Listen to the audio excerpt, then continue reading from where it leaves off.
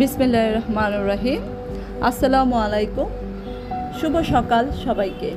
আজ রবিবার থেকে আমাদের বিদ্যালয়ের সকল কার্যক্রম শুরু হয়। আজ প্লে থেকে 2 পর্যন্ত পিটি ক্লাস ছিল।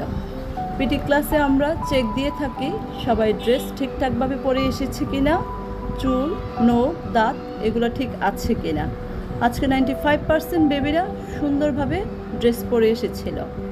ছোট বড় ভালো কাজের জন্য অবশ্যই পুরস্কার দেওয়া উচিত। পুরস্কার পেলে বেবিরা অনেক আনন্দিত হয়, উৎসাহ বাড়ে, আগ্রহ জাগে। মাঝে মাঝে ছোট ছোট ভালো কাজের জন্য বেবিদের পুরস্কার দিতে হয়। তাদের দেখে অন্যদেরও আগ্রহ জাগবে। ধন্যবাদ সবাইকে, ভালো থাকবেন।